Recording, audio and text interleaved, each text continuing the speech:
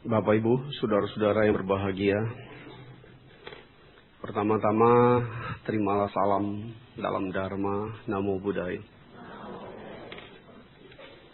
Senang sekali bahwa pada hari ini kembali saya bisa berada bersama dengan Bapak Ibu, saudara-saudara sekalian. Tak lupa, karena kita masih berada dalam suasana Waisak, saya mengucapkan selamat Hari Trisuci Waisak 2554 tahun 2010. Semoga berkah Waisak tahun ini senantiasa memberikan kedamaian dan kebahagiaan buat kita sekalian, buat Bapak Ibu yang hadir di ruangan ini, maupun buat semua sanak keluarga yang ada di rumah. Kalau ada sanak keluarga yang tidak hadir di ruangan ini saat ini, titip salam, ya, semoga minggu depan bisa hadir di sini. Bapak Ibu saudara-saudara, tadi saya katakan semoga kita damai dan berbahagia. Dua kata yang kelihatannya sederhana, simple, dan sering diucapkan oleh banyak orang. Tapi bagaimana kita mewujudkan dua kata ini untuk benar-benar ada di dalam kehidupan kita? Ini yang penting, dan karena itu tema ceramah saya kali ini adalah menumbuhkan rasa damai dan bahagia. Jadi Bapak Ibu saudara-saudara, perkenankan saya terlebih dahulu untuk coba mengutip sebuah ayat suci dari kitab Dhammapada dalam rangka rujukan untuk mencoba mengeksplor bagaimana sebenarnya praktek dharma yang harus kita jalankan supaya damai dan bahagia itu benar-benar ada di dalam kehidupan kita. Bukan cuma ucapan klise, bukan cuma sekedar ucapan basa-basi, atau cuma sekedar ya ucapan untuk memberikan selamat. Saya coba petik Dhammapada bab 4 ayat 7, bab 4 pasal 7 ayat 50 atau Dhammapada butir 50. Yang di sini tertulis kata-kata yang cukup indah untuk kemudian kita coba renungkan dan kita hayati dari makna kata-kata ini. Makna apa yang tertulis di dalam kitab suci Dhammapada ini. Dikatakan di sini, janganlah memperhatikan kesalahan dan hal-hal yang telah dikerjakan atau yang belum dikerjakan oleh orang lain. Tetapi perhatikanlah apa yang telah kita kerjakan dan apa yang belum dikerjakan oleh diri sendiri. Bapak Ibu Saudara, ini kalimat sederhana tadi saya katakan, tapi mengandung makna yang begitu dalam. Dalam rangka rujukan untuk bagaimana kita bisa membuat hidup kita ini penuh kedamaian. Jadi kuncinya ada dua. Yang pertama, berhubungan dengan orang lain. Yang kedua, berhubungan dengan diri kita sendiri. Dalam kehidupan ini Bapak Ibu, kalau kita mau introspeksi, kalau kita mau merenungkan dan kita mau menelaah setiap hal, setiap kasus, setiap kejadian yang ada di dalam hidup kita, itu bermuara dari dua hal ini. Ya, kejadian sesuatu yang terjadi dalam hidup kita yang disebabkan karena orang lain, dan yang disebabkan karena ulah tindakan kita sendiri. Kalau kita mau lihat, ya, kita mau coba amati, Mana yang lebih banyak membuat kita menderita? Mana yang lebih banyak membuat kita kecewa? Mana yang lebih banyak membuat kita frustasi? Mana yang lebih banyak memberikan problem-problem buat kehidupan kita? Yang membuat kita jadi stres? Yang membuat kita jadi katakanlah salah tingkah?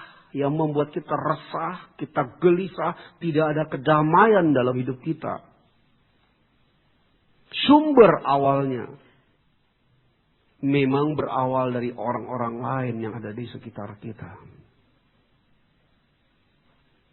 Banyak sekali masalah, problem orang lain yang akhirnya membuat kita tidak bisa tidur. Hanya gara-gara mikirin masalah urusan orang lain. Sementara orang lain yang kita pikirkan, orang lain yang membuat kita resah, orang lain yang membuat kita gelisah, orang lain yang membuat kita cemas, orang lain yang membuat kita sedih. Yang kita pikirkan terus sepanjang hari, perbuatan, tindakan, dan apa yang akan mereka kerjakan terhadap kita. Belum tentu orang-orang itu malah mikirin kita. Ya, belum tentu orang-orang itu malah mikirin kita. Jadi memang banyak sekali permasalahan dalam hidup ini yang muncul karena sebetulnya adalah permasalahan orang lain yang masuk ke dalam diri kita. Itu memang faktor objektif atau faktor real yang ada. Tapi selanjutnya seberapa berat bobot permasalahan mereka? Seberapa dalam urusan permasalahan orang lain bisa masuk ke dalam kehidupan kita dan membuat kita benar-benar resah, gelisah, stres, tidak nyaman dan sebagainya. 100% tergantung bagaimana kita mengolah masalah itu.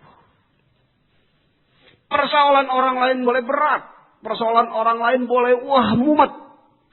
Bikin capek pikiran, bikin stres, bikin bermasalah. Tapi kalau kita bisa mengatasinya dengan baik, persoalan orang lain tidak akan berimbas ke dalam persoalan hidup kita sendiri. Tapi kalau kita tidak berhasil, kita larut, kita membiarkan diri kita larut, terbawa arus persoalan dan masalah-masalah orang lain, maka jadilah tidak ada kedamaian di dalam hidup ini. Karena Bapak Ibu Saudara, hidup ini begitu kompleks. Masalah, problem, persoalan diri kita sendiri aja juga sudah bisa bikin kita stres. Sudah bisa bikin kita sedih. Sudah bisa bikin kita kecewa. Sudah bisa kita bikin frustasi diri kita. Sudah bisa membuat diri kita nggak bisa tidur. Nggak ada kedamaian dalam hidup kita. Apalagi kalau masalah urusan orang lain juga kita masukkan di dalam rel kehidupan kita.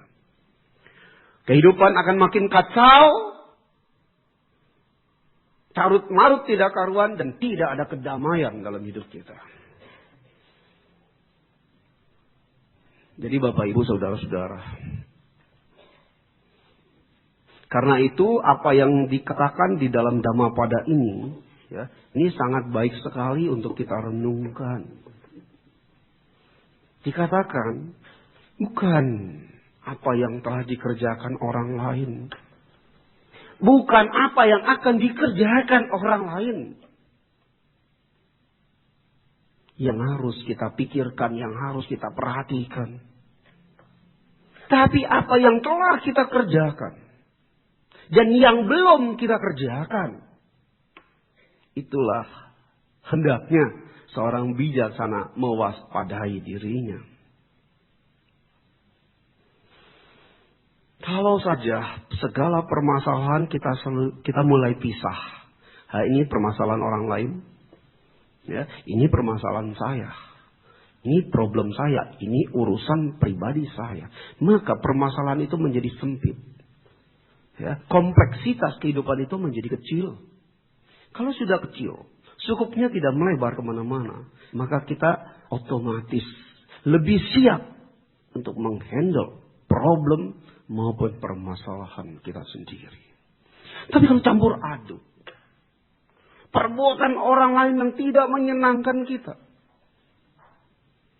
kelakuan orang lain yang membuat kita kecewa, tindakan orang lain yang membuat kita stres. Kejahatan atau katakanlah kehilapan orang lain yang membuat kita terbebani dan sebagainya. Itu yang kita simpan di dalam hati maupun di dalam pikiran kita. Maka kita sudah memilih jalan hidup diri kita sendiri yang jauh dari kedamaian. Kita sudah memilih jalan hidup kita yang memang penuh dengan ranjau dan aral lintangan. Ngomong gampang, Bapak Ibu. Jangan pikirkan yang telah orang lain kerjakan. Terutama yang menghina saya, yang menyakiti saya, yang mempermalukan saya, yang mendiskreditkan saya, dan sebagainya. Hal-hal seperti itu banyak sekali dalam hidup ini. Tidak ada satu orang pun steril dari permasalahan seperti ini. Orang suci sekalipun, biku sekalipun, dia pun tetap bisa kena imbas dari permasalahan orang lain. Yang mendiskreditkannya, yang mencemooh dan sebagainya. Tapi kalau kita bisa mengclean, membersihkan permasalahan itu dengan baik, dengan jernih, urusan hidup kita menjadi simple. Yang sekarang sering jadi masalah dan sering jadi problem karena kita tidak mampu menjernihkan atau membersihkan diri kita dari urusan-urusan orang lain. Yang ada di benak kita selalu apa yang telah mereka kerjakan terhadap diri saya. Atau apa yang mereka telah kerjakan terhadap keluarga saya. Apa yang telah mereka kerjakan untuk kepentingan bisnis maupun kepentingan jalan pekerjaan saya. Ini akan nyangkut terus. Terus kalau kita sudah memikirkan orang-orang yang memperlakukan tidak baik kepada kita, maka kita akan selalu berpikir, besok, nanti, wah dia akan melakukan apa lagi terhadap saya. Wah jangan-jangan dia akan melakukan tindakan yang semakin error. Dia akan melakukan perbuatan yang semakin membuat saya makin jengkel. Sampai-sampai apa? Perbuatan orang lain yang belum dikerjakan pun masuk kembali dalam pikiran kita. Cilaka saudara. Ya, kalau hidup kita sudah kita biarkan jadi seperti ini. Amsyong. Ya. Orang-orang amsyong kena pukulan. Ini kita amsyong kenapa? Pikiran kita hang. Overload. Komputer aja kalau diinstal kebanyakan harddisknya kagak cukup. Error ya. Apalagi otak kita yang cuma kecil. Ya, pikiran kita yang cuma sedikit dimasuki beban yang terlalu banyak. Akhirnya jadinya apa? Hang. Kitanya hang. Kalau orang udah hang, jalannya error. Ya, kalau orang jalannya udah error, sambil jalan ngedumel sendirian. Ya, sambil jalan ngegerutu, ngomel, ya, emosional, gampang marah. Jadi gampang emosi kita jadi labil dan sensitif. Jadi sekali lagi, jangan pikirkan apa yang telah orang lain kerjakan. Termasuk yang jelek, yang buruk yang dia kerjakan terhadap diri kita. Jangan pikirkan pula apa yang akan dia rencanakan untuk dikerjakan. Karena itu urusan mereka. Itu urusan dia. Kalau toh itu buruk, itu karma buruknya dia. Jangan take over. Ya. Jangan ambil alih. Kita ini kadang-kadang lucu. Seringan ya, dalam hidup ini coba Bapak Ibu renungkan. Kita lebih banyak ngurus urusan yang benar-benar buat kepentingan diri kita. Apa? Repot ngurus urusan orang lain. Ya, dalam kenyataannya kita ini kepo. Buat apa? Buat urusan orang lain. Bukan buat urusan diri kita sendiri. Mending ngurus diri sendiri udah benar. Mending ngurus diri sendiri sudah benar. Bagus, sudah oke, sudah safe, sudah mantap. Ngurus diri sendiri aja kadang-kadang maaf belum becus. Kita sudah kepo, jadi sekso repot. Ya, ngurusin urusan orang lain. Saya ngomong begini bukan berarti ngajarin kita egois Bapak Ibu. Artinya kita cuma mikirin hidup kita, diri kita, dunia kita, keperluan kita. Orang lain cuek amat. Emang gua pikirin. Gitu ya. Bukan begitu. Ini baru pembukaan, ya. Tapi seringkali ya, ada orang-orang yang begitu lekat, yang begitu kuat kemelekatan dengan diri kita, yang membuat masalah urusannya tidak bisa lepas dari diri kita sendiri. Karena kemelekatan kita dengan orang-orang tersebut begitu kuat. Misalnya urusan anak. Kalau wanita urusan suami. Kalau suami urusan istri. Belum lagi kalau mantu urusan mertua. Mertua urusan mantu. Ya, ini dalam skop yang kecil aja. Di dalam keluarga pun. Tanpa kita sadari, kita sering intervensi urusan-urusan orang lain dalam skop yang kecil. Belum lagi urusan yang lebih melebar. Kadang ada orang tua yang begitu intervensi urusan anak. Padahal anak sudah dewasa. Umur anak sudah cukup untuk dia mengambil tindakan mewakili dirinya sendiri. Tapi orang tua tetap masuk. Ya, tetap mau ngambil alih. Tetap mau mengatur. Tetap terlibat sepenuhnya. Biasanya yang kayak begini, yang terjadi bukan buat kedamaian buat diri kita. Kesel, kecewa, frustasi. Makin kita intervensi, makin kita masuk ke urusan anak kita. Yang sebetulnya mereka punya kepentingan pribadi. Ujung-ujungnya pasti apa? Akan membuat anak itu berada dalam posisi yang berseberangan dengan kita. Akan membuat anak-anak itu menjadi tidak respect dengan orang tuanya. Membuat anak-anak menjauhi papa mamanya karena takut diintervensi. Dan akhirnya klimaksnya, cilakanya, anak itu akan berani ngelawan sama orang tua. Kalau sudah sampai demikian, nambah problem baru yang membuat kita makin jauh dari kedamaian. Kalau gitu, kalau anak nggak dicampurin, kalau dia salah jalan gimana, Romo? Kalau anak masih kecil, belum dewasa, katakanlah masih di bawah umur 20 tahun. Orang tua wajib membimbing. Memberikan jalan, memberikan nasihat, memberikan arahan. Ini loh yang bagus buat kamu.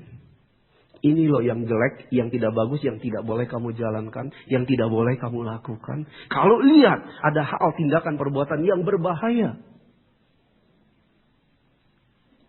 kita ingatkan, kita kasih tahu. Ya, kita memberikan satu warning, apa akibatnya, apa dampaknya, apa nanti efeknya yang akan kamu terima. Selama anak kita belum dewasa, kita memberikan pencerahan. Tapi begitu anak kita sudah dewasa, katakanlah sudah berumur di atas 20, secara hukum sudah dia nyatakan dewasa, sudah punya hak untuk menentukan jalan hidupnya sendiri. Kalau bekal dari kecil, dari remaja sampai katakanlah menjelang dia dewasa, kita sudah berikan bekal-bekal yang positif, bekal-bekal yang baik, bekal-bekal yang membangun buat dia. Tapi begitu dia dewasa, dia tidak mengambil bekal kita. Dia tidak mau menjalani bekal kita.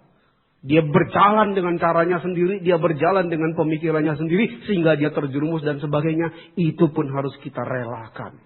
Karena apanya? Dia sudah memilih jalan karmanya sendiri. Pada saat seperti ini, tidak ada orang lain bisa intervensi kepada jalur karma seseorang. Orang tua sekalipun. Karena pada saat sudah terjadi, kita tidak bisa berpikir mundur ke belakang. Kalau ada hal buruk, hal negatif yang terjadi, sebagai orang tua yang bisa dilakukan adalah berdoa dengan tulus. Berdoa dengan sungguh hati. Agar segala kekuatan-kekuatan karma baik yang ada, agar segala karma baik yang telah kita perbuat tersalurkan kepada anak kita, dan dia bisa mendapat kesadaran untuk merubah jalan hidupnya kembali ke jalan yang lurus. Tapi semakin kita intervensi, semakin kita paksa, semakin kita atur, yang terjadi anak itu semakin berontak. Ini satu, Bapak Ibu, baru contoh sederhana adalah anak. Kadang-kadang orang tua juga nggak sadar sampai hal teknis mau ditampuri, bukan hal prinsip.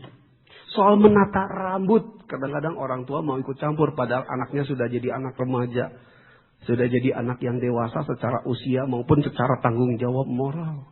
Begitu mamanya pengen rambutnya cepat, anaknya pengen rambut gondrong. Dipaksa, nggak bisa, kamu harus cepat. Anaknya bilang, mama kolot atau papa kolot, ketinggalan zaman. Sekarang gondrong tren, tahu. Mama papa bilang nggak bisa, itu namanya orang brengsek, orang preman kalau rambut gondrong. Zaman dulu mungkin seperti itu. Zaman sekarang rambut gondrong nggak ukuran bahwa dia brengsek. Tapi kadang-kadang saya bilang ini hal teknis. Sampai urusan poni lah bilangnya orang tua mau ngatur. Kamu jelek kalau begini, mestinya begini. Anaknya kagak ikutin, orang tua sakit hati. Yang salah siapa? Bukan salah anak. Si orang tua yang intervensi mau dan dia mau bikin masalah buat dirinya sendiri. Hal-hal yang teknis, yang zaman sudah berbeda. Selera dulu sama selera sekarang nggak sama. Yang orang tua bilang secara fisik penampilan jelek. Anak itu kalau secara fisik penampilannya dia merasa pede dan dia merasa yakin. Itu bagus. Ini dipaksakan pun nggak akan ketemu.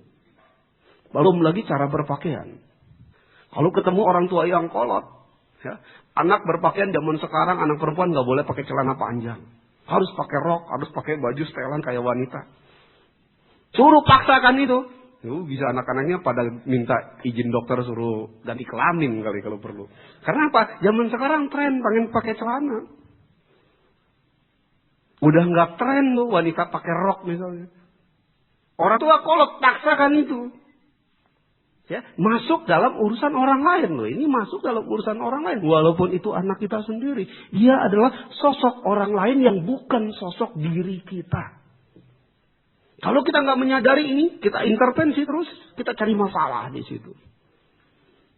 Kalau nanti sampai kita ngomongnya sedih, kamu begitu aja nggak mau nurut sama mama, nggak mau nurut sama papa, efeknya apa? Si anak jadi sedih, tapi tetap dia sedih, tapi dia tidak bisa ngikutin karena memang trennya udah nggak sama, seleranya udah nggak sama. Anaknya jadi sedih, orang tuanya jadi kecewa, dua-duanya jadi nggak happy. Baru dari penampilan, belum lagi dari selera. Selera anak zaman sekarang demennya makan junk food. Ya, fried chicken, ya, pizza. Apa itu mie yang pakai saus itu? Spaghetti. Ya. Saya sih terus terang aja. Saya nggak hobi makan spaghetti, saya nggak hobi makan pizza. Selera saya pasti nggak cocok dengan anak zaman sekarang. Tapi gara-gara saya misalnya menginginkan supaya selera saya harus diikutin, apa yang akan dilakukan anak harus ikutin selera saya. Ayo kita ke Chinese food. Anaknya bilang kita ke pizza aja pak. Nggak bisa, kamu ikut papa ke Chinese food. Akhirnya si anak ikut karena patuh sama orang tua. Cuma apa? Makan nggak nyaman, perut nggak kenyang. Karena apa? Makannya tidak enjoy. Nggak boleh, jangkut bahaya buat kesehatan. Inform bahwa itu bahaya buat kesehatan, please. Efek ya makanan-makanan namanya juga junk food ya, makanan sampah gitu. Efek dari makanan-makanannya kayak gini buat kesehatan apa? Kasih input, kasih masukan. Anak itu sudah bisa mikir, sudah bisa mencerna. Kalau sudah dikasih input, sudah dikasih masukan, masih juga dia milih cara yang seperti itu. Kita harus legowo. Kita udah berjuang, udah cukup. Tapi rupanya anak saya ingin menempuh jalannya sendiri. Jangan nyumpain. Lu gak ikut mama, gak ikut papa. Awas lu. Nanti benar-benar lu kena penyakit lu. Biasanya orang tua begitu. Lu kalau nggak ikutin suara orang tua, nanti hidup kamu susah. Begitu kita sadar, anak kita tidak sejalan dengan rel kita, dengan keinginan kita. Karena memang ini dua hal yang berbeda. Dua manusia yang berbeda. Yang harus kita lakukan kalau kita sebagai orang tua adalah berdoa. Semoga anak saya mau mendengar nasihat saya.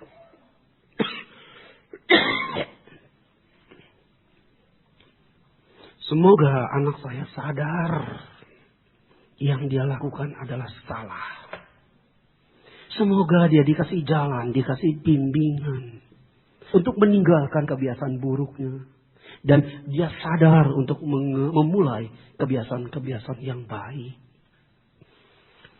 Kalau udah berdoa, anaknya belum ngikutin juga, jangan salahin Buddha. Jangan salahin Sinbeng. Jangan salahin makhluk suci manapun. Bukan karena doa kita tidak didengar. Tapi mungkin doa kita belum kuat. Ingat ya, kita punya kisah cerita biksu murid Buddha Arahat yang terkenal sangat sakti, luar biasa, Arya Moggallana. Ketika dia tahu ibunya terlahir di alam celaka, di alam penderitaan, di dalam alam sengsara, dengan kekuatan kesaktiannya dia coba mau angkat ibunya supaya terlepas dari alam itu. Ternyata seorang Magha Moggallana pun tidak bisa menyelamatkan ibunya. Kenapa? Dua-duanya, ya, ibunya juga punya rel jalan karma sendiri. Yang kalau buah karma kebaikannya belum masak, karma buruknya terlalu berat, maka intervensi yang sebenarnya bisa menolong dia, yang sebenarnya bisa mengangkat dia dengan karma baik kelompok, karma baik orang tua, karma baik saudara, karma baik famili, itu akan mentok seperti kena tabir yang tidak bisa tembus. Nah, ini yang harus kita sadari. Kalau nggak bisa, yang harus kita lakukan adalah berdoa. Kalau kita berdoa dan kita tidak mikirkan apa yang anak saya akan kerjakan, walaupun track recordnya jelek misalnya, sehingga membuat orang tua mikirin, ntar dia begini. Tapi begitu kita berdoa, kita pasrahkan dalam doa dan kita yakin doa kita punya kekuatan. Kita tenang, kita damai, kita yakin aja. Pasti ke depan dia berbuat yang lebih baik. Pasti ke depan dia berbuat yang lebih positif. Pada saat kita sudah berpikir gitu, kita akan keluar satu poin itu tadi. Tidak memikirkan apa yang orang lain akan kerjakan. Yang membuat kita tidak damai, yang membuat kita resah, yang membuat kita kecewa, yang membuat kita frustasi dan sebagainya. Jadi memilah satu-satu. Terus ada sakit hati, ada kecewa, ada frustasi, ada rasa benci dan dendam. Karena ulah perbuatan orang lain yang telah masuk ke dalam hidup kita. Kalau kita bawa terus itu. Kita bawa ke tidur kita bawa ke pekerjaan kita bawa ke saat kita makan. Kita bawa ke saat kita harusnya istirahat. Kita bawa ke saat yang seharusnya kita melakukan aktivitas lain. Semua kita bawa terus. Sama seperti orang yang menenteng beban dan tidak pernah lepas dari genggamannya. Dia teng terus, dia bawa terus genggam penderitaan itu. Ceritakan, ada cerita joke bagus ya. Ada sebuah toples, mulutnya kecil, dalamnya lebar. Di toples itu diisi banyak kacang ya, kacang-kacang yang masih ada kulitnya, kacang besar-besar. Kemudian disodorkan toples berisi kacang ini ke seekor monyet. Apa yang terjadi? Monyet pasti karena lihat ada kacang, dia merogoh tangannya dan dia raup kacang sebanyak genggaman dia, betul kan? Dan dia akan berusaha tarik keluar tangannya dari mulut toples yang sempit itu. Apa yang terjadi? Selama monyet ini menggenggam kacang ini, selama itu pula toples ini nyangkut di tangannya. Dan dia tidak bisa mengeluarkan tangannya dari toples. Betul? Betul nggak? Kenapa? Tangannya jadi gemuk. Waktu dia masuk, tangannya tidak menggenggam, tangannya kurus. Mulut toples muat. Tapi begitu dia genggam terus kacang ini, dia genggam terus. Selama dia genggam, selama itu monyet bawa-bawa toples. Tapi kalau dia mau lepas kacangnya, tangannya bisa keluar nggak? Itu dia. Kita sering lupa. Kita sering menggenggam terus masalah kita, problem kita, urusan masa lalu kita. Genggam terus. Yang terjadi adalah penderitaan ngikutin kita terus, Bapak Ibu Saudara.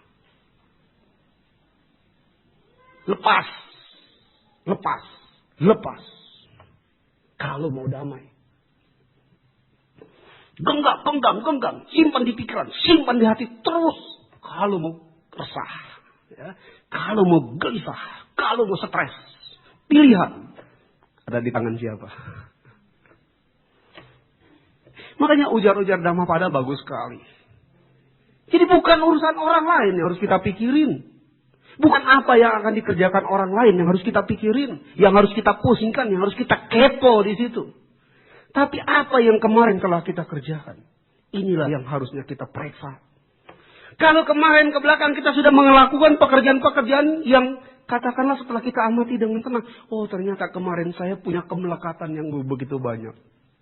Saya melekat dengan dendam saya. Saya melekat dengan kekecewaan saya. Saya melekat dengan orang-orang yang pernah menyakiti saya. Yang pernah menghina saya. Terus selama ini saya nggak pernah bisa lepas dari masalah itu. Sekarang lepas. Peduli dia pernah mengecewakan saya. Persetan dia pernah menghina saya. Gua nggak pikirin. Lu berbuat jahat, kamu berbuat brengsek. Biar karma menerima dirimu sendiri. Kalau kita udah bisa berpikir seperti itu, satu persoalan bisa kita lepas. Pada saat kita bisa melepas satu persoalan, saya mau tanya, plong nggak kita? Plong. Dua persoalan bisa kita lepas, lebih plong nggak? Banyak persoalan bisa kita lepas, jalan kita enteng. Kita berjalan dalam hidup ini tidak ada beban sama sekali. Tapi kalau kita berjalan nenteng beban yang melekat, yang terus kita genggam, yang terus kita bawa, maka kita akan menderita setengah mati. Enggak usah banyak-banyak Bapak Ibu. Nenteng barang 5 kilo aja jalan terus jangan diangkat-angkat, jangan dilepas-lepas. Jangan dilepas-lepas nenteng barang 5 kilo. Walaupun barang itu barang kebanggaan kita. Walaupun barang itu barang yang paling kita senangi. Walaupun barang itu katakanlah barang yang mahal, yang paling berharga buat kita. Coba kita bawa-bawa terus. Enggak usah banyak bebannya 5 kilo aja. Setiap hari ini enggak pernah lepas dari tangan kita. Apa enggak sengklek kita? Betul ya? Kadang-kadang kita punya kemelekatan begitu tinggi. Makin kita sayang sesuatu, makin kita mencintai sesuatu, makin kita merasa ini punya kita, ini hak kita, ini hak kita. Makin seperti itu, makin banyak problem. Tapi bukan berarti kita lost control. Oh saya udah gak mikirin yang mana hak saya. Saya udah gak mikirin yang mana milik saya. Bodoh amat, ada maling mau ambil aja. Gua gak pikirin. Ya, ini mobil nganggur di depan lu maling gih. Ya nggak begitu. Ya, berpikirnya positif tapi kontrolnya jalan. Ini yang membuat kita happy, yang membuat kita damai. Ya, saya juga pernah kehilangan mobil. Ya, Innova saya masih gres, masih baru diembat maling. Ya, karena apa? Memang diparkirnya di luar. Karena ruko saya tidak didesain buat mobil masuk ke dalam parkiran. Jadi parkir di luar. Ya, ternyata maling pinter. Alarm itu dari bawahnya mungkin ya. Kabel bawahnya dia bisa gunting. Dan dia tahu yang mana kabel alarm. Udah jam terbangnya udah hebat dia. Ya. Tinggal dia gunting kabel alarm kita. Mobil kita kasarnya. Dia dongkrek pakai obeng juga udah kagak berbunyi. Ya, di starternya juga kelihatan itu tombol stop kontaknya jatuh, itu buat barang bukti, pasti pakai kunci T dan sebagainya. Hilang, saya nggak perlu stres. Ya, saya nggak perlu harus setengah mati. Ya, saya ngalamin sendiri mobil saya hilang, tapi saya tenang, saya biasa aja, lapor polisi, ikut prosedur, ditanya kenapa bisa hilang, ceritakan apa adanya, dan jangan pernah ada dusta dalam membuat laporan.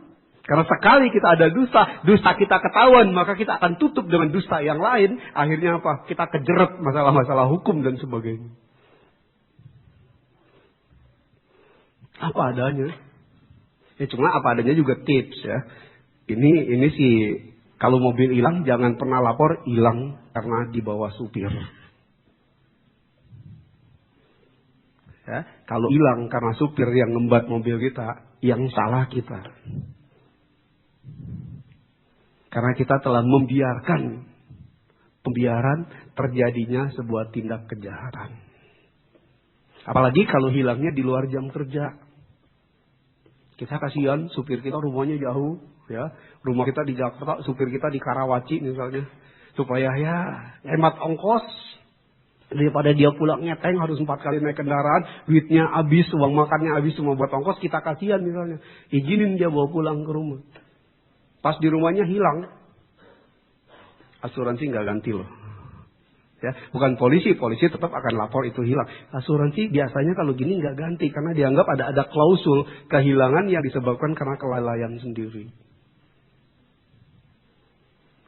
Itu sih nyimpang dikit ya, kembali ke masalah kita. Artinya apa? Hadapi segala sesuatu yang terjadi, yang kita terima, kita hadapi dengan pikiran yang tenang, hati yang lapang. Apapun yang terjadi itu adalah bagian dari memang buah yang harus kita petik. Buddha kan bilang, jangan takut, jangan khawatir terhadap segala sesuatu yang bukan bagianmu, maka dia tidak akan pernah datang kepadamu. Dalam kata-kata yang lain kan ini artinya apa? Jangan resah, jangan gelisah, jangan sedih, jangan kecewa. Apapun yang terjadi kepada dirimu, itulah memang buah atau bagian yang sedang harus kamu jalankan. Kalau kita berpikir begitu, kita nggak akan sakit hati loh sama orang yang menghina kita. Kita nggak akan sakit hati dengan orang yang memfitnah kita. Kita juga nggak akan sakit hati dengan orang yang tidak menghargai kita. Karena apa? Kita berpikir ini memang karma saya lagi berbuah. Dia hanya sebagai penyebab berbuahnya karma saya. Malah dalam berpikir yang lebih spiritual lagi, kita harus berterima kasih dengan orang-orang yang menyebabkan karma buruk kita berbuah. Karena apa? Hutang kita gara-gara dia udah dibayar satu. Makin sering banyak masalah bayar hutang. Bayar hutang memang gak enak. Siapa yang enak bayar hutang? Tapi apa? Setelah hutang impas kita plong. Ya, karma buruk yang berbuah itu adalah hutang-hutang yang harus kita bayar. Termasuk apa? Karma buruk yang menimpa anak kita. Karma buruk yang menimpa suami kita. Karma buruk yang menimpa istri, mertua, mantu dan sebagainya.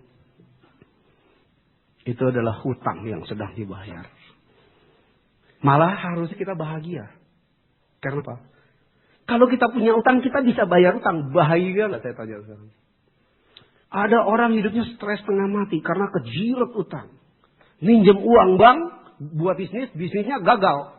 Tiap bulan bayar bunga bank lebih tinggi dari omset dagangan. Banyak yang terjadi. Stres nggak? Tiap hari hidupnya terbelit utang. Atau ada hoki sedikit. Ya, utang nopet tiau. Ada hoki sedikit. Jicap tiau. Kita nggak pakai buat yang lain. Kita bayar hutang. Hutang kita makin kecil. Pada saat kita store jicap tiau buat ngurangin hutang kita. Pada saat itu kita happy nggak? Pada saat kita store 20 juta buat nyicil hutang kita. Pada saat kita bisa store itu, kita happy nggak? Happy walaupun gara-gara 20 juta kita bayar hutang. Kita harus hidup prihatin. Ban pinggang yang udah sempit harus dikencangin lagi gitu kan. Tapi pada saat kita bisa bayar, kita happy. Betul ya? Nah begitu juga dengan musibah, bencana, kejadian, hal-hal buruk yang ada dalam hidup kita. Itu adalah karma buruk yang sedang kita bayar. Ada karma buruk pribadi, ada karma buruk keluarga, ada karma buruk kelompok. Orang lain yang berbuat, kita nanggung akibat. Orang lain yang bermasalah, kita yang harus tanggung renteng. Itu yang namanya karma kelompok. Ini juga nggak bisa kita hindari. Ini juga bagian dari jalan hidup kita. Kalau jalan hidup kita nggak akan ketemu hal seperti itu, hal itu hanya jadi milik tetangga. Ya, artinya apa? Tetangga mungkin bisa mengalami hal seperti itu, tapi kita tidak akan terkena imbasnya. Kalau itu bukan karma kita. Tapi karena itu jangan bikin karma kita juga makin melebar. Ya, dengan kita mencampuri urusan orang lain, tanpa kita sadari kita sudah melakukan satu perbuatan yang didasari oleh cetana, maka itu memunculkan karma yang skupnya makin melebar. Tapi sekali lagi, inti ceramah ini, jangan pikirin urusan orang lain, bukan untuk ngajarin kita egois. Pikir ke belakang apa yang telah kita kerjakan. Kalau dulu banyak kemelekatan, banyak kehilapan, banyak ketidakjujuran, banyak kebohongan yang telah kita kerjakan, banyak perbuatan tercela yang telah kita kerjakan, kita sadar itu, kita ingat itu. Sekarang munculkan tekad kemauan untuk memperbaiki itu. Untuk merubah itu. Lalu supaya ke depan langkah kita lebih baik dari hari ini. Tidak penting apa yang ada di kehidupan masa. Tidak penting ya yang telah terjadi. Juga tidak terlalu penting apa yang akan terjadi. Yang paling penting apa yang ada di dalam diri kita. Untuk membuat set, untuk membuat satu planning, untuk membuat satu perencanaan, untuk kita acting ke depan secara positif. Kemudian yang kedua Bapak Ibu, jangan cuma damainya aja. Kalau damai memang urusannya ya itu, bagaimana kita mempersempit masalah. Kalau kita berdamai. Tapi yang kedua, kebahagiaan. Orang damai belum tentu bahagia. Damai, tenang. Lu ada masalah, lu ada problem, gue enak tidur, diam. Nggak mikirin. Ya, pokoknya tenang. Tapi belum tentu kita bahagia dengan hal seperti itu. Nah, yang kedua, bagaimana setelah kita bisa memenset hidup kita untuk menikmati kedamaian yang baik, dengan belajar mensterilkan diri kita dari segala permasalahan urusan orang lain, sekarang kita bagaimana melatih untuk mengembangkan satu kebahagiaan yang lebih konkret dalam hidup kita sendiri. Dan kalau sudah bicara kebahagiaan, konsepnya bukan apa yang akan orang lain beri buat saya.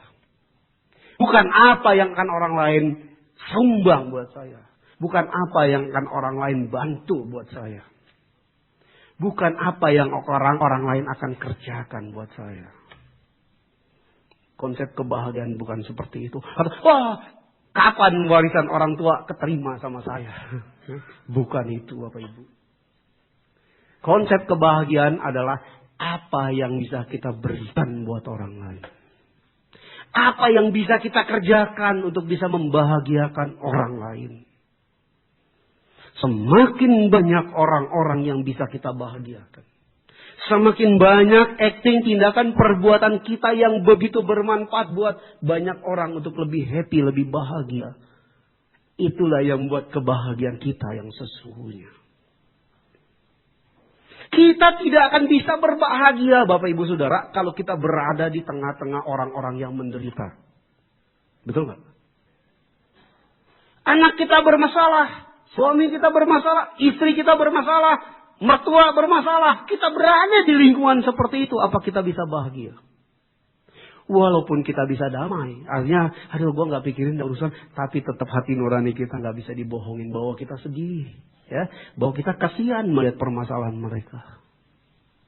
Jadi kalau perbuatan kita, tingkah laku kita membuat orang lain tidak bahagia. Istri tidak bahagia, suami tidak berbahagia, anak tidak berbahagia, mantu tidak berbahagia. Kalau kita jadi anak, orang tua tidak happy, tidak berbahagia karena tindakan dan perbuatan kita. Sebetulnya kita menambah banyak ketidakbahagiaan diri kita sendiri. Contoh paling gampang Bapak Ibu. Kita kumpul nih 4 orang. Temen, CS, hopeng. Suatu ketika 4 orang ini jalan sama-sama. Katakanlah refreshing ke Dufan. Begitu berangkat, karena tujuannya mau happy, mau ceria, mau refreshing. Begitu berangkat 4 orang ini happy gak? Waktu berangkat mau refreshing ke Dufan, ke puncak, kemana kayak. Waktu berangkat 4-4-nya happy gak? Saya tanya, happy gak? Happy, karena apa? Sudah terbayang ya, satu rencana yang menggembirakan buat mereka berempat. Di perjalanan bisa bersenda gurau, bisa bercanda karena mereka happy 4-4-nya. Betul? Tapi begitu sampai di tempat tujuan, satu orang dari 4 orang ini katakanlah kena musibah. Dia terpleset, jatuh sehingga kakinya patah. Terpatah, acara jalan-jalan, urung, berempat harus pulang. Ya kan? Bawa teman yang menderita, yang bermasalah ini minimal untuk dibawa ke keluarganya.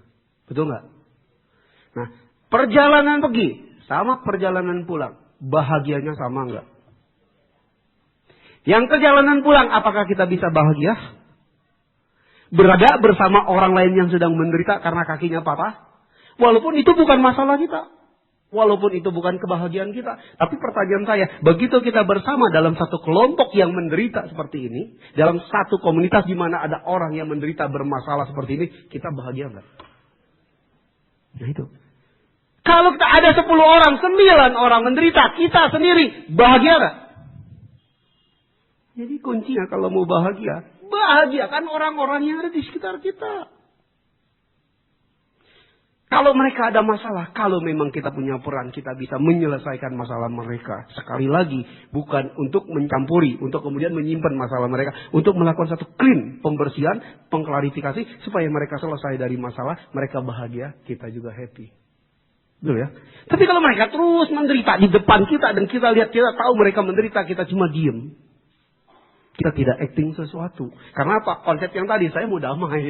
Itu bukan urusan saya, Tuhan nggak mau pikirin. Tapi kita membiarkan orang lain menderita di depan kita. Sama membuat kita juga tidak bahagia. Betul ya? Jadi konsepnya ingat. Damai, jangan pikiran urusan orang. Tapi kalau mau bahagia, kita harus empati dan peduli dengan masalah orang lain. Bukan untuk ingat, bukan untuk disimpan. Tapi sekedar kita bisa, apa yang kita perbuat. Apa yang harus kita kerjakan yang bisa menolong mereka. Kalau kita udah perbuat, kita udah kerjaan, tidak mampu menolong juga. Kembali kepada konsep yang pertama. Mungkin karma buruk dia terlalu berat. Tapi bukan berarti melakukan satu pembiaran. Kenapa? Kalau kita biarin orang-orang yang ada di sekitar kita tidak bahagia, maka kita pun tidak akan bahagia. Pasti. Setuju nggak Bapak Ibu? Kok lemes? Jangan-jangan karena akhirnya bukan jawab setuju karena mikirin, wah, gue juga masalahnya kayak begitu semua tuh. Jadi hidup ini indah. Di awalnya indah, di tengah indah, di akhirnya indah. Kalau kita bisa menatanya dengan baik. Ya, dalam hidup ini, ya jangan lupa. Kebahagiaan akan bisa kita rasakan kalau kita saling mencintai, kita saling mengasihi, kita saling menyayang. Bukan saling mikirin urusan orang. Ya, saling menyayangi, saling mencintai, saling mengasihi sesama kita. Pasti itu adalah awal yang baik untuk menetaskan kebahagiaan. Ada 3 cinta yang gak pernah habis di dalam hidup ini Bapak Ibu Saudara. Yang pertama cinta para Buddha, para suci, para arahat, para bodhisattva terhadap makhluk hidup. Ya, mereka menebarkan cinta kasih sayang yang tidak pernah habis. Yang kedua, cinta kasih sayang, ya, cinta orang tua kepada anak-anaknya. Ini juga cinta yang tidak pernah lekang ditelan seumur hidup. Kalau para bodhisattva terhadap makhluk-makhluk menderita, cinta yang tidak pernah lekang ditelan zaman. Tapi ada yang ketiga, yang juga nggak habis-habis dalam ya konteks sekarang ini, khususnya buat kita, yaitu cinta fitri. Udah 6 episode nggak habis-habis, terus aja nyambung. Jangan terlalu tegang.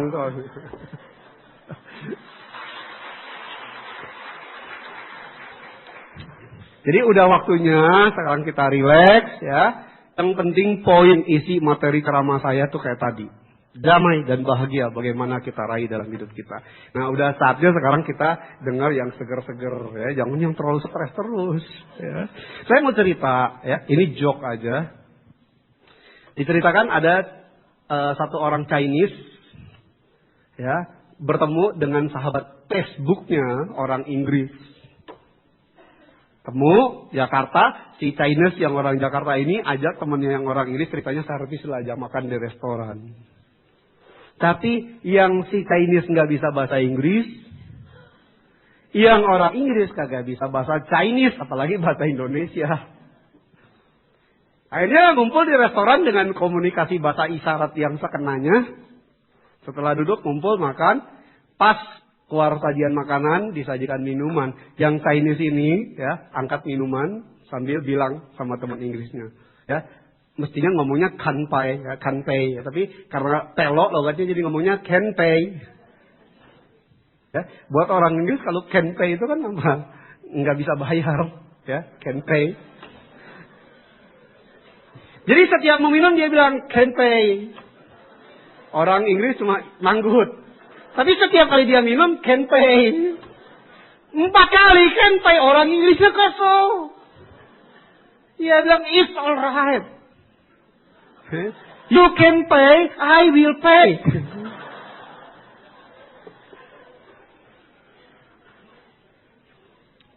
Terus ada lagi orang ngeyel. Naik pesawat terbang. penerbangan dari Surabaya, Jakarta, Singapura. Jadi yang Singapura transit Jakarta. Naik satu orang dari Surabaya yang kebetulan seumur hidup baru kali ini dia naik pesawat terbang. Dia beli tiketnya tiket ekonomi. Tapi begitu naik pesawat, dia lihat bisnis kelas di depan, kursinya pada kosong. Belum keisi, dia duduk di kursi bisnis kelas yang paling depan. Ya, ketika penumpang makin terisi, udah mulai makin penuh, yang bisnis kelas pun sudah mulai terisi, timbul masalah. Karena yang punya tiket bisnis kelas nggak bisa duduk, tempat duduknya didudukin si orang ngeyel ini. Sampai akhirnya pramugari nanya. Ya, nanyanya pakai bahasa Indonesia. Karena dia kan ini penerbangan Surabaya, Jakarta, Singapura. Pak, maaf ya. Bapak tiketnya tiket nomor berapa? Tunjukin tiket dia. Pramugari bilang, maaf Pak. Bapak tempat duduknya bukan di sini. Tapi nomor Bapak di belakang. Tapi karena dia ngeyel, dia bilang, kamu siapa? Si pramugari bilang, saya pramugari. Dia tanya lagi, pramugari itu apaan? Pramugari kami yang melayani penumpang di pesawat ini. Oh, yang melayani. Jadi kamu pelayan toh? Ngapa pelayan ikut campur urusan saya? Saya penumpang. Kamu nggak berhak ngatur saya. Kamu cuma pelayan kok belagu. Saya nggak mau pindah. Akhirnya ribut sampai akhirnya si pramugari lapor pilot. Terpaksa pilot keluar. Tanya lagi, Bapak tiketnya di mana? Bapak punya tiket? Punya. Tiket Bapak katanya di belakang. Bapak harus duduk di belakang Pak, jangan duduk di sini. Ini untuk orang lain. Orang lain itu penumpang bukan?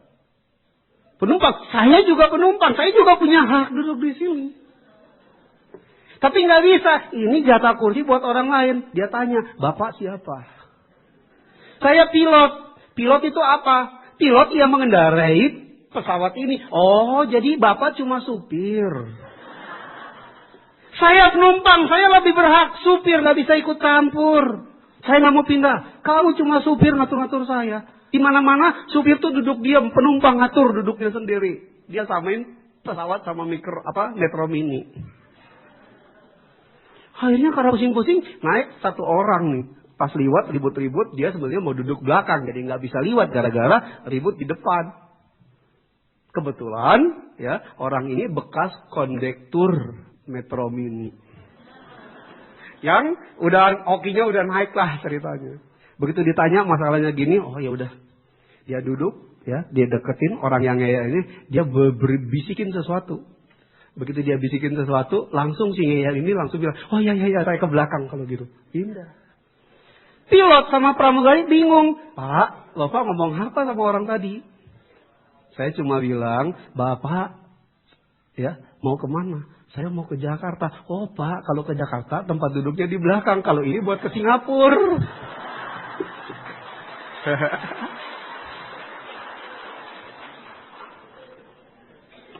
Takut dia nyasar ke Singapura, buru-buru pindah.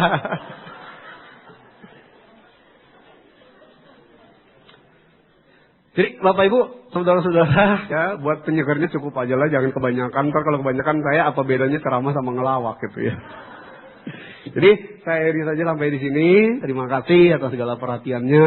Semoga apa yang telah saya sampaikan ya berkesan, menyentuh hati kita untuk apa? Ke depan menata hidup kita lebih baik. Boleh cari damai, tapi tidak boleh kita tidak peduli dengan kebahagiaan orang lain. Terlebih lagi kebahagiaan anak, istri, keluarga kita dan sebagainya.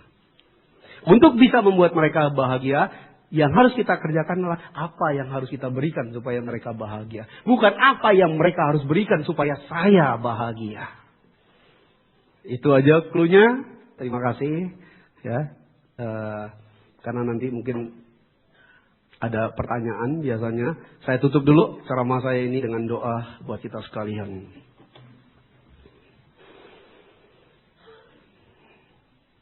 Terpujilah Tien Tuhan Yang Maha Esa, Tri Nabi Guru yang Agung. Semoga kedamaian dan kesejahteraan lahir batin selalu melindungi diri dan keluarga kami. Semoga kedamaian dan kesejahteraan lahir batin selalu terbuka di dalam hidup kami.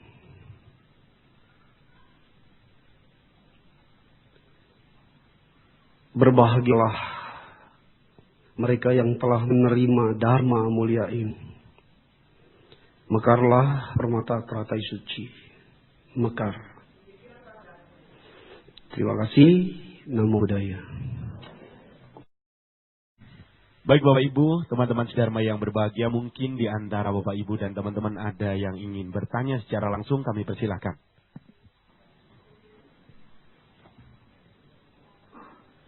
Kalau tidak ada, kami persilahkan kepada yang terhormat Bapak Budiono untuk menjawab pertanyaan yang sudah masuk.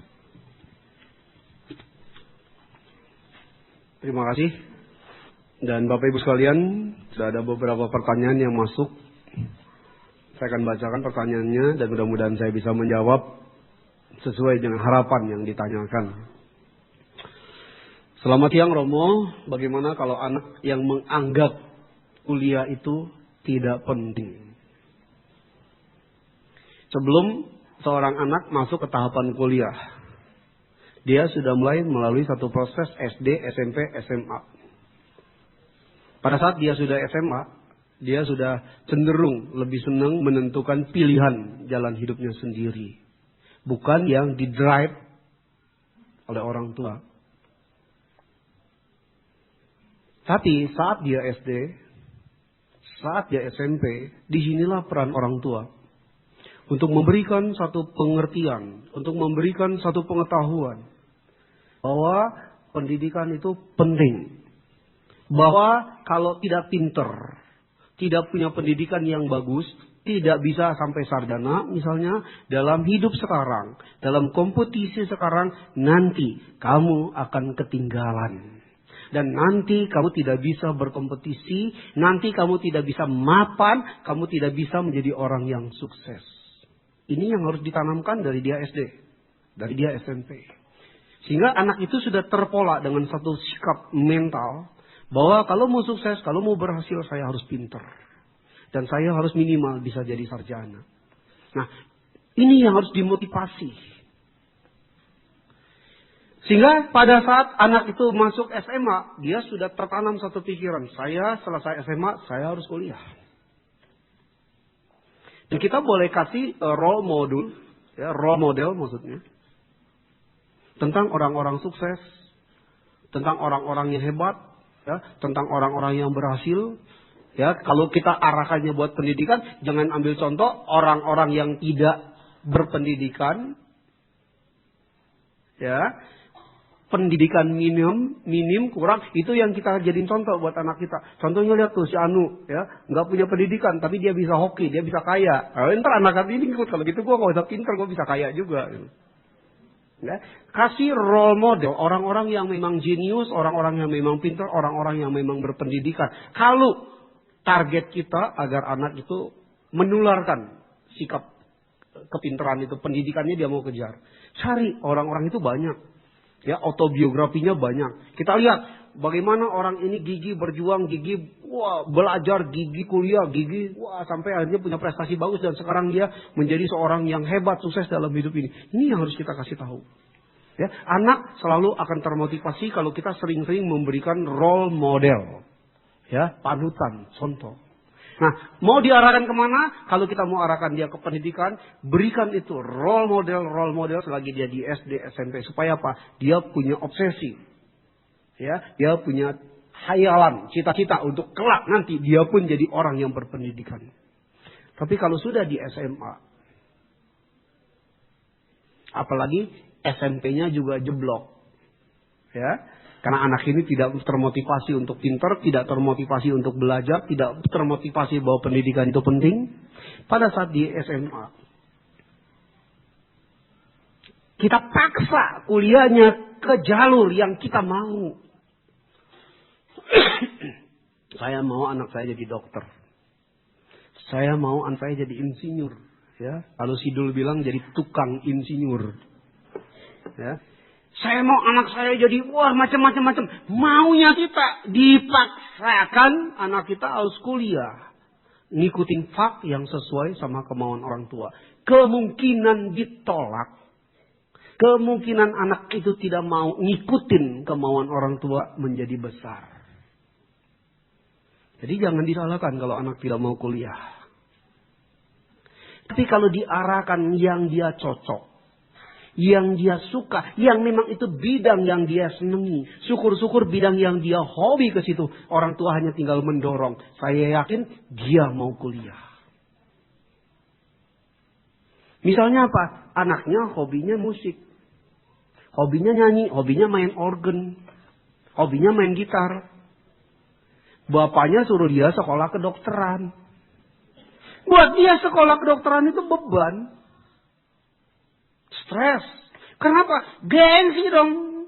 Anak, papa, mama semua S1, S2. Ya, bahkan mungkin ada yang S mambo gitu kan. Ntar kalau anak masa sih cuma sarjana musik. Masa cuma jadi selebritis. Wah, gengsi orang tua nih malu. Kita mendidik anak. Kalau konsepnya karena gengsi orang tua. Anak nggak akan sukses terlalu optimal. Tapi kalau kita mendidik anak dengan konsepnya supaya dia benar-benar enjoy, menjiwai pendidikan yang dia geluti sesuai dengan jiwanya, nggak ada anak yang akan nolak. Termasuk apa? Orang tua harus rela, sekali lagi tidak mengintervensi apa yang akan dikerjakan orang lain. Kalaupun anak kita cuma pengen kuliah seni tari misalnya, masa anak saya jadi sarjana seni tari? Tapi memang itu bidangnya. Ini yang harus didorong. Anak mau sekolah musik. Ini yang harus didorong. Anak milihnya mau jadi atlet. Mau sekolah olahraga. Tapi memang bidang dia di situ. Dia ahli basket misalnya. Ini yang harus didorong. Jadi kalau udah terlanjur. Ya, 1 tahun anak ini akhirnya nggak mau kuliah. Buru-buru upgrade. Tanya. Kamu maunya kuliah kemana? Kamu senangnya bidang apa? Pada saat dia menentukan pilihan. Tarik mundur. Kuliahkan walaupun harus mulai dari kelas 1 lagi misalnya. Ke fak yang dia cocok. Pasti dia mau. Tapi kalau memang gak mau karena oon. Ya, karena anaknya memang bebel. Ya, SMA-nya aja lulusnya tuh ya Omi Tohut gitu loh. Lulus gitu loh. Ya, rata-ratanya 5 plus. Karena kalau 5 doang atau 5 min kan gak lulus. Rata-ratanya 5 plus sedikit. Memang kemampuan anak kita jeblok, memang kemampuan anak kita oon, ya daripada diajarin kuliah juga dia babak belur, mendingan ajarin dagang. Betul kan? Banyak orang tidak berpendidikan, tapi begitu diajarin dagang, dagangnya bagus, dia juga bisa sukses. Ya, orang tua yang harus lihat, ya, anak itu memang arahnya kemana. Tapi kalau udah oon, memang udah bebel, dipaksa, selama itu anak itu stres. Ketemu dosen dia stres, ketemu teman dia stres karena malu.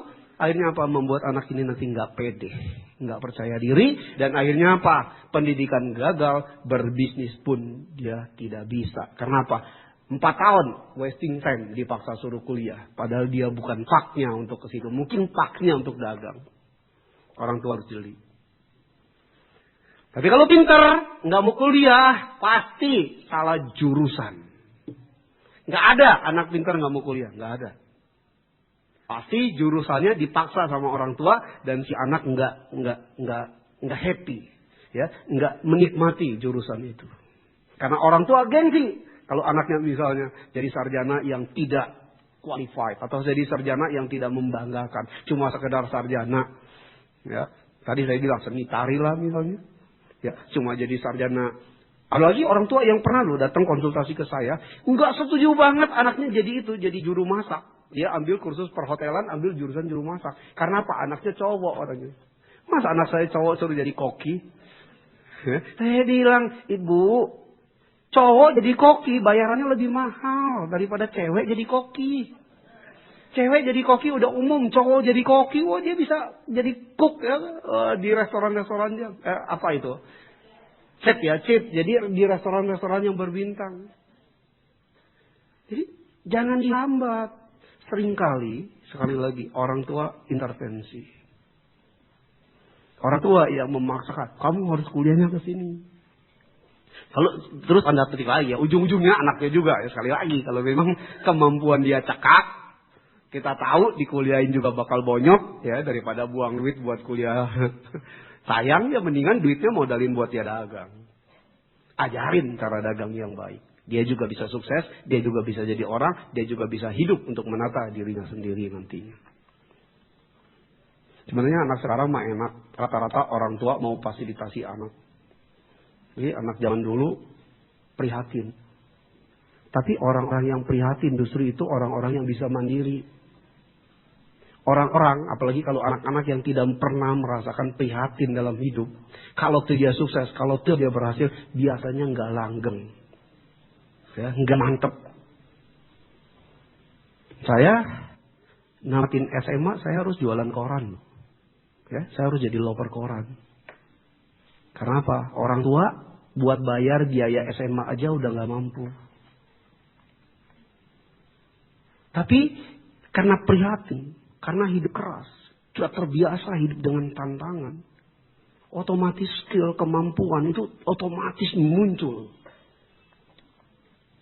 Tapi orang yang terlalu difasilitasi, ini sekali lagi ya, mendidik anak. Anak yang terlalu difasilitasi, terlalu diberi kemewahan, terlalu diberi kemudahan. Tidak diajarkan untuk dia belajar mandiri. Tidak diajarkan untuk dia belajar bertanggung jawab. Biasanya, pada saat diberikan beban yang berat, pada saat diberikan tanggung jawab yang berat, katakanlah dihibahkan perusahaan, dia nggak siap mentalnya. Jadi ya termasuk kuliah ya, kalau tujuannya untuk memfasilitasi dia habis-habisan, tapi dia tidak cocok dengan itu, sebaiknya dipikirkan kembali. Namo Buddhaya Romo, saya mau bertanya bagaimana cara kita untuk mengajarkan pada anak kita yang masih berumur 10 atau 8 atau 7 tahun agar selalu menuruti nasihat orang tua, tidak suka membantah. Dan satu anak lagi ada yang suka berantem. Kalau anak kecil tadi pertama saya bilang role model. Ya, anak kecil, kenapa anak kecil begitu senangi baca buku-buku komik yang bergambar? Ya, kalau zaman sekarang itu komik-komik Jepang buat anak-anak senang. Ya, Harry Potter senang. Kenapa? Dia itu dijadikan sosok buat role model dia. Berikan bahan bacaan yang ada tokoh-tokoh yang membuat anak itu juga menjadikan tokoh itu sebagai role model dia, panutan dia. Ya, yang ada nilai-nilai budi pekertinya. Ya, contoh tokoh-tokoh yang punya nilai budi pekerti. Jangan cuma cerita tokoh-tokoh yang heroik. Kalau anak kecil yang kita jejelin adalah bahan-bahan bacaan yang heroik, ya nggak heran kalau masih kecil dia suka berantem. Ya, nggak heran kalau masih kecil dia senang nendang orang. Ya, karena idola yang dia bacanya adalah itu, ya, yang apa itu Power Rangers, ya, yang selalu penuh dengan kekerasan, yang selalu penuh dengan aksi berkelahi, berantem dan sebagainya. Tapi kalau kita kasih buku misalnya G.C. Howe, ya, 24 kisah berbakti anak sama orang tua, dia bisa mengambil anak-anak yang berbakti sama orang tua sebagai role model dia. Sekarang banyak kok buku-buku ya, buku-buku Chinese ya, yang mengandung budi pekerti, yang bagus sekali buat konsumsi dibaca oleh anak-anak. Kita sering salah, bacaan anak-anak kita nggak seleksi. Bacaan anak-anak dikasihnya bacaan-bacaan barat, yang heroik, yang berantem, yo, yang sok pahlawan. Tapi tidak ada pelajaran budi pekertinya di situ. Jadi kalau mau anak hormat, mumpung dari kecil, anak taat sama orang tua, pelajaran budi pekerti. Sayang orang tua, hormat orang tua, sayang guru, sayang teman, sayang semuanya. Nah, itu harus diajarin. Masih kecil masih bisa dibentuk. Ya, memang justru saat umur-umur sekian inilah dibentuk. Bahkan lebih bagus lagi kalau dari balita 4 tahun, 5 tahun diajarin masuk sekolah minggu. Lebih terbentuk lagi itu pelajaran-pelajaran budi pekerti. Ya, semua juga untuk pengasuh sekolah minggu saya juga titip. Ya, jangan terlalu berikan anak-anak sekolah minggu dengan teori-teori Buddhis yang ngejelimet. Anak suruh ngapalin bahasa Pali misalnya. Ya, catur Arya Sacani terdiri dari duka, samu dia, samu pada misalnya. Tuh anak Orang gede aja bacanya nggak hafal, susah bagi anak kecil gitu. Terlalu dikasih pelajaran yang sifatnya teori. Kasih contoh-contoh yang sifatnya praktek. Bagaimana jadi anak yang berbakti sama orang tua. Bagaimana jadi anak yang saleh. Bagaimana jadi anak yang rajin sembahyang. Bagaimana jadi anak yang saling menyayang sesama teman. Kasih contoh-contoh, ceritain seperti itu. Ya, kasih cerita-cerita, contoh-contoh jataka misalnya. Banyak cara ya untuk membentuk. Kalau yang udah terlanjur suka berkelahi, ajarin dia tanggung jawab. Jangan pukul anak yang berkelahi. Kamu nakal ya, anak orang kamu pukul sampai berdarah, sabetin. Karena apa? Mau ngajar adat supaya anaknya lain kali nggak boleh mukul orang. Sering digituin, besok anak Anda jadi banci. Iya, nggak berani fight. Kalau dia laki, dia harus berani fight. Tapi juga bukan ngajarin dia suruh doyan berantem. Kalau udah terlanjur berantem, kita lihat temannya ada luka, ada cacat. Nah, kasih dia tanggung jawab. Ingat nih, gara-gara kamu pukul teman kamu, sekarang dia luka. Sekarang kalau kamu nih, misalnya anaknya namanya si Jack. Nah, kalau Jackie luka di sini, sakit nggak? Sakit, Pak. Nah, kalau sakit besok jangan kamu bikin orang luka. Tapi dia nakal, dia yang duluan. Ya, kalau dia nakal, dia duluan, kasih tahu. Ya, papa kasih tahu, mama kasih tahu, nanti biar papa mama yang kasih tahu. Tapi kalau kita udah tahu anak kita berantem, kita hukum karena dia berantem, biasanya kalau kita hukum dengan kekerasan, yang terjadi dia semakin keras, bukan semakin nurut. Ya, kalau dari kecil kita terus ajar dia dengan kekerasan, dipukul, disabet, udah gede dia jadi preman. Betul. Karena apa? Berani mengambil resiko yang dia nggak pikirkan terlalu jauh. Kenapa? Dulu papa gue juga gebuk gue kagak pikir panjang kok. Ya, mama juga pukul saya kagak pikir panjang. Ntar dia juga aja dimukul orang tanpa pikir panjang.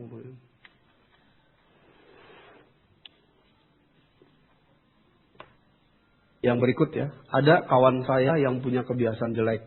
Dia suka menghasut kawan saya yang punya mobil supaya kalau ada cara sembayang, sejid, sinbeng di luar kota, jangan suka mengajak teman-teman yang lain. Dan celakanya kawan saya yang punya mobil percaya dihasut seperti itu. Apa yang harus saya lakukan? Karena jujur saja, kadang saya juga butuh tumpangan buat pergi ke acara kongco sejid di luar kota. Itu urusan orang lain. Mau pinjemin mobilnya, mau kagak, kenapa kita yang kesel? Ada teman kita ngasut-ngasut supaya lu jangan keluarin mobil lu, tekor lu ngajakin orang bawa-bawa sembahyang. Teman ngomong begitu dikomporin, dia percaya sama teman, dia dengar teman. Udah, kenapa kita mesti capek? Kenapa mesti kita kesel? Kenapa mesti kita jadi kesal sama teman yang ngomporin dia? Artinya apa? Dia lebih memilih untuk pelit misalnya daripada dia memilih untuk melakukan tindakan berbuat baik. Artinya dia sudah membentuk karmanya sendiri.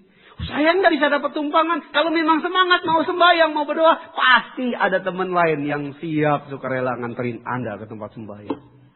Kalau karma Anda baik, dia nggak nganterin, pasti ada teman yang lain yang, oh lu nggak dianterin ya, lu mau ayo sama gue yang nganterin. Tapi kalau semua teman nggak mau nganterin, koreksi diri Anda, berarti karma Anda nggak bagus. Sehingga nggak ada teman yang respect sama Anda. Tapi kalau karma kita baik, kita ngomong, teman akan lebih dengar omongan kita daripada dengar omongan yang lain. Tapi kalau omongan kita nggak didengar, teman lebih percaya omongan orang lain, introspeksi. Berarti dia tidak percaya sama kita. Kenapa sampai dia nggak percaya sama kita? Mungkin tadi saya bilang, kita tidak menjadi role model yang baik buat si teman ini. Mungkin teman yang menghasut satu ini yang menjadi role model yang lebih berkenan di hati dia. Artinya apa? Bagaimana kita jadi panutan? Ya, itu aja ya. Jadi kalau nanti nggak dikasih-kasih juga, berdoa aja ya. Semoga ada teman yang besok-besok mau ngajak saya jalan-jalan ke Banten misalnya. Pertanyaan berikut, nama budaya Romo. Benar sekali apa yang dikatakan Romo. Karena ada satu masalah keluarga menurut saya. Suami saya merasa ada ketidakadilan. Suami saya merasa ada ketidakadilan orang tuanya. Sekarang suami saya jadi tidak respect sama orang tuanya. Padahal sering saya ajak suami saya untuk datang ke rumah orang tuanya. Tapi dia bilang datang aja pada Imlek dan momen-momen tertentu. seperti ultah dan sebagainya. Apakah tindakan suami saya benar? Salah. Tidak mengunjungi orang tua, tidak menghormati orang tua, walaupun orang tua kita moralnya tidak baik, anak itu salah. Orang tua moral nggak baik itu karma dia. Tapi anak menelantarkan orang tua, anak tidak hormat sama orang tua, dia juga membuat karma baru. Dan kalau sampai orang tua sedih, orang tua sakit hati, itu karma buruknya luar biasa. Nah tadi saya bilang, bahagiakan orang-orang di sekitar kita. Bukan dengan apa yang dia berikan ke saya, tapi apa yang saya harus kerjakan buat mereka. Ini Bapak Ibu. Kalau kita gara-gara orang tua kita memperlakukan kita tidak adil, dan kita simpan terus ketidakadilan itu di dalam diri dan di dalam pikiran kita, sehingga kita malas ketemu kita merasa nggak hormat sama kita. Penyebabnya karena apa? Monyet megangin kacang kagak mau dilepas. Maaf ya, Anda yang nyambung sendiri, saya nggak mau menganggap Anda seperti itu, ya. Tapi Anda sambung sendiri. Ya, jadi orang yang kemelekatan emosi, kemelekatan benci, kemelekatan karena orang lain menyelakai dia begitu kuat, dia yang menggenggam sesuatu tidak pernah bisa lepas. Ya, saya nggak mau pakai teori A sama dengan B, B sama dengan C, terus berarti A sama dengan C. Saya nggak mau ngomong begitu. Ya, kita punya budi pekerti, kita punya akal sehat, kita ngerti mana yang harus kita buang. Orang tua boleh salah, tapi anak tidak boleh puthau. Itu kuncinya. Ya. Karena apa? Sesalah-salahnya orang tua, setidak-tidak adilnya orang tua tetap menjadi ladang paling subur untuk kita berbuat baik kepadanya. Siapapun anak yang bisa membahagiakan orang tua, berbuat baik sebaik mungkin buat orang tua, walaupun orang tua tidak membuat kebaikan buat dia akan menikmati karma baik yang sangat luar biasa. Ya, kita yang harus menentukan. Sekali lagi, kalau kita tidak mikirin apa yang orang lain kerjakan sama kita, yang kita pikirin apa yang saya bisa bikin dia bahagia, bikin dia senang, hidup ini jadi simple. Tapi kalau sekali lagi kita mikirin, wah dia menyakiti saya, dia menghina saya, dia tidak adil sama saya, itu terus yang kita ingat, hidup ini jadi ruwet. Ya, itu baru contoh anak sama orang tua. Hal yang sama bisa terjadi istri sama suami. Ya, ciong, ribut mulu, bertengkar mulu, gara-gara ribut mulu, gara-gara bertengkar mulu, sehingga akhirnya apa? Masing-masing cuek, ya, masing-masing nggak mau peduli, terserahlah lu mau nyungsep, terserahlah lu mau kemana, ya. Karena apa? Ribut mulu, tapi harus selalu berpikir positif. Untung saya punya istri atau untung saya punya suami yang ribut terus sama saya. Loh kok begitu Romo? Iya, dengan ribut terus Anda latihan lidah, nggak keluh. Jadi kalau kapan-kapan maaf kena stroke masih bisa ngomong. Tapi kalau yang lidahnya nggak pernah dipakai, ya gampang keluh. Nanti kena stroke dikit aja langsung ngengek gitu. Karena apa? Nggak olahraga. Ada juga orang yang nggak mau pakai telinganya, maunya ngomong tapi nggak mau dengar. Ya, bikin orang lain kesel, Kita mikirin, kalau ngomong sama dia ngeselin dah. Dia mah kagak mau dengar kalau kita ngomong, maunya ngomong doang. Nah, kalau kita ingat begitu kita kesel. Tapi kalau kita berpikir positif, ya, gua mau dengar. Gua mau ngomong, lu nggak mau dengar nggak apa-apa, tapi gua nggak mau telinga gua rusak. Betul kan? Orang yang sering kagak ngedenger omongan orang, kagak mau dengar, itu telinganya rusak loh lama-lama. Karena apa? Jarang dipakai. Canda ya.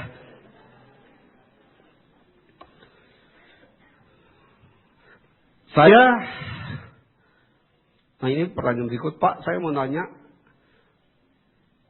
Di rumah ada rupang kuankong.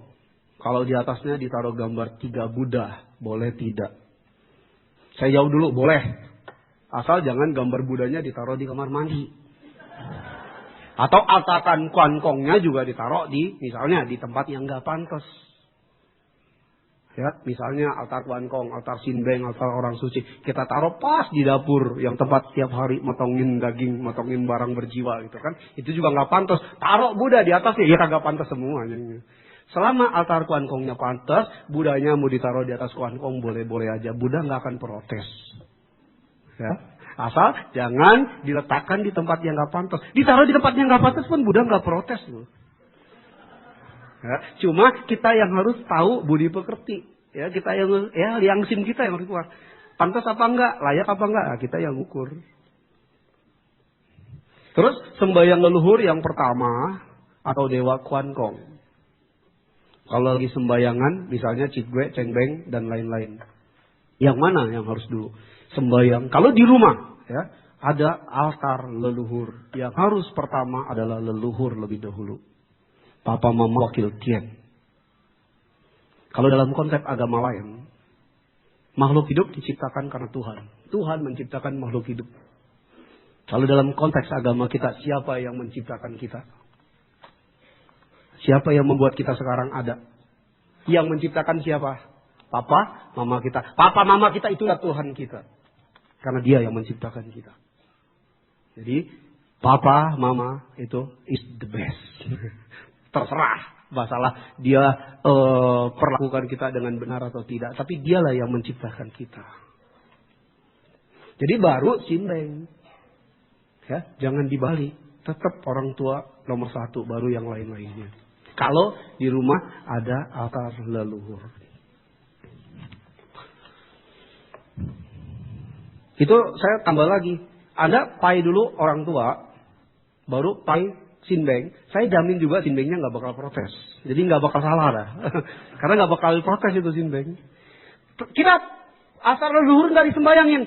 Altar simbeng kita sembahin. Orang tua juga nggak protes. Dijamin. Ya, karena dia udah nggak bisa protes. Tapi kita punya hati nurani. Kita punya liangsim. Kita punya cengli. Nah kita yang ngukur. Yang gua jalanin cengli nggak nih? Ya, orang tua gua telantarin, simbeng gua muliakan, cengli enggak? Nah, kita yang ngukur sendiri nanti cenglinya ada di mana. Tapi kalau kita pakai cengli, tetap papa mama yang harus nomor satu.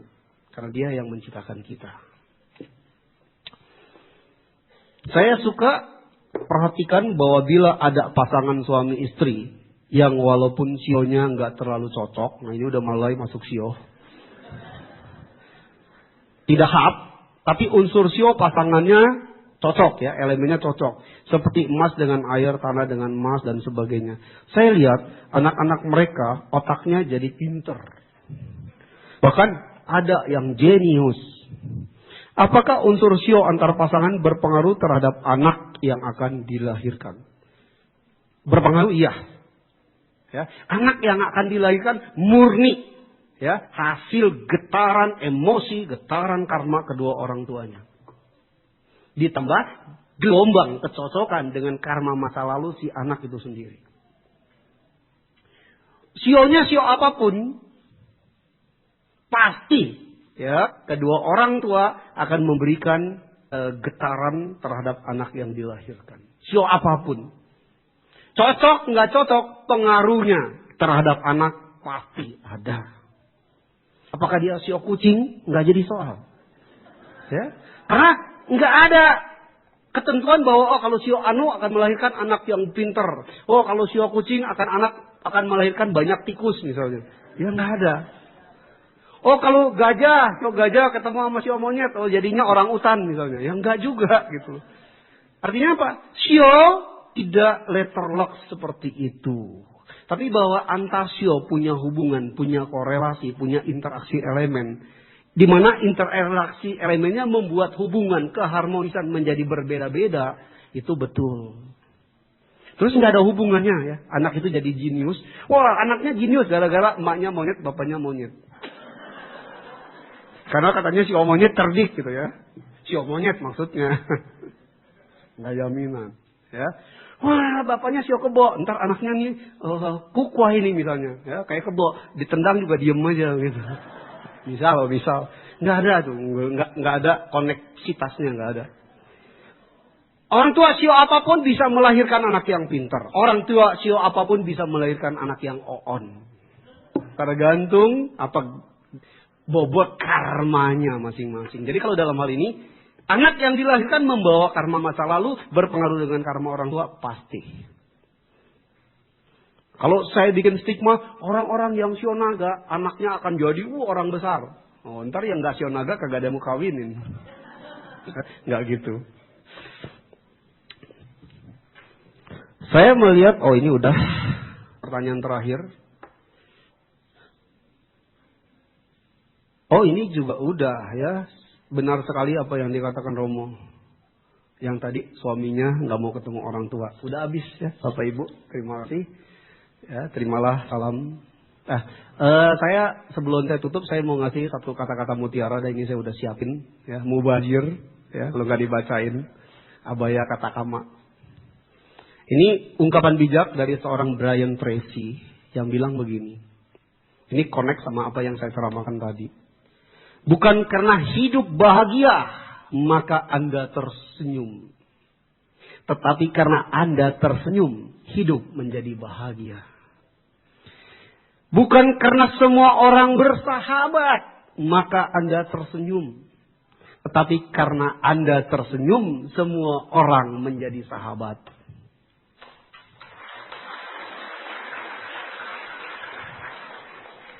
Bukan karena pekerjaan yang menyenangkan, maka Anda tersenyum. Tetapi karena kamu tersenyum, semua pekerjaan jadi menyenangkan. Ini bagus-bagus ya. Maka saya bilang sayang kalau nggak dibacain. Ya, bukan karena keluarga harmonis Anda tersenyum, tetapi karena Anda tersenyum keluarga jadi harmonis. Ya, tepuk tangan buat saya. Terima kasih. Terimalah salam dalam Dharma, Namo Buddhaya.